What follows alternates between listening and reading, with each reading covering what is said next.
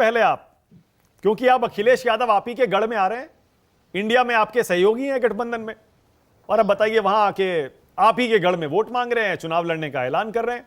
नुकसान तो आप ही का होगा, या तो सीट दे दीजिए उनको सुरेंद्र राजपूत। मानक भाई, आपको जन्म दिवस की बहुत बहुत शुभकामनाएं। ईश्वर आपको इसी तरीके से आपकी वाणी में सरस्वती विराजित करे और आप सरस्वती पुत्र ही हो, हमेशा इसी तरीके से बने रहे। दो तीन चीजें बड़ी साफ हैं।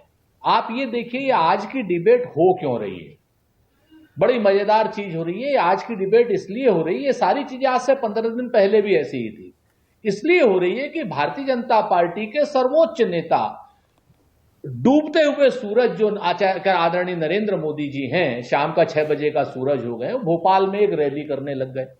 अब भोपाल की रैली में लोगों ने कहा था 20 लाख लोग आएंगे, अब वहां 20,000 लोग आए या 50,000 लोग आए, अपनी जगह पर हम इस पे नहीं वो करेंगे। और वहां पर वो इतना कुपित हुए कि उन्होंने रानी दुर्गावती का रेलवे स्टेशन कर दिया, पता नहीं कहां है भोपाल में। जिस तरीके से नारियल से जूस पिला रहे थे, जिस तरीके दरभंगा का एम्स कर रहे थे, उसी तरीके से उन्होंने रानी दुर्गावती का रेलवे स्टेशन बना दिया। और रेलवे स्टेशन बनाने के बाद दिल्ली गए, देखा कि भूल हो गई, तो फिर इन्होंने 7 एमपीज को, यानी 3 मंत्रियों को और 4 एमपीज को वहां भेज दिया, क्योंकि वहां पर तो देख रहे हैं कि हार बड़ी दिक्कत में है, भी बहुत बुरी तरीके से हार रहे हैं हर क्षेत्र में। जब ये भी दांव उल्टा पड़ गया मानक भाई, आप लोगों ने इसको भी नहीं टेक किया, इसका भी उल्टा वर्जन निकाल दिया जो सही था। आप जैसे चैनल भी तो है ना कुछ जो सच बोल लेते हैं, सारे के सारे आप जैसे चैनलों ने उल्टा सिस्टम कर दिया कि भाई ये तो हार गए चुनाव से पहले ही, बड़ी बगावत हो गई है इनके यहां पे, शिवराज जी को टिकट नहीं मिल रहा, ज्योतिरादित्य के ऊपर भरोसा नहीं किया, तो अब क्या करें। तब एक पीएमओ से फरमान हुआ। फरमान क्या हुआ कि इंडिया गठबंधन को आपस में लड़ाने की कोशिश करो, पानी में लाठी मारो। पानी में लाठी नहीं पड़ती मानक जी, बहुत साफ सी बात है, आप समझिए इस बात को। हमारा गठबंधन राष्ट्रीय स्तर के लिए बन रहा है, बन चुका है, और हम लोकसभा का चुनाव साथ साथ मिलकर के लड़ेंगे, और जहां संभव होगा वहां पर राज्यों में भी एडजस्टमेंट करेंगे। हमारे कमिटमेंट की मसला नहीं है, हमारा यहां पर बहुत सिंपल सा है, भारतीय जनता पार्टी को हराने का कमिटमेंट पूरी तरीके से है। उसके लिए हमें जो बन पड़ेगा वो करेंगे। फिलहाल बात लोकसभा की चुनावों की हो रही है। राज्य में सभी लोग अपनी तरीके से स्वतंत्र हैं, राज्य की इकाई एक दूसरे से बात कर रही है। हमारे कमलनाथ जी के साथ समाजवादी पार्टी की राज्य की इकाई बात कर रही है।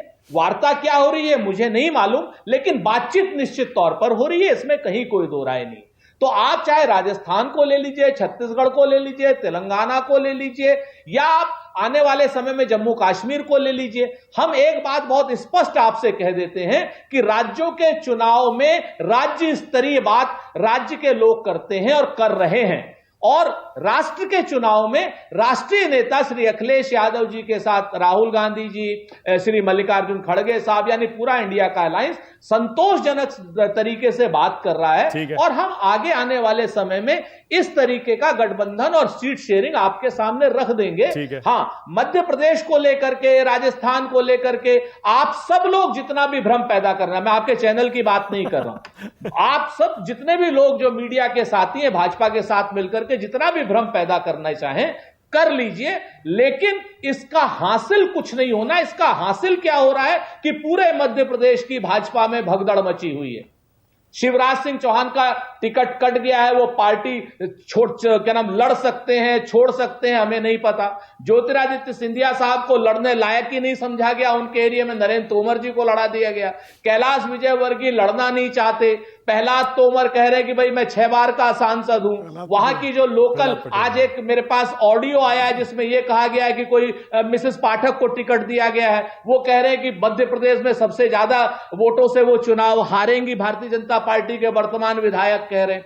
तो जो वो भगदड़ मची है उसका मीडिया मैनेजमेंट है ये इस तरीके के चुनावों की बहस करना। इस पर बहुत ज्यादा तूल देने की आवश्यकता नहीं है, ऐसा मुझे लगता है। Okay, all right.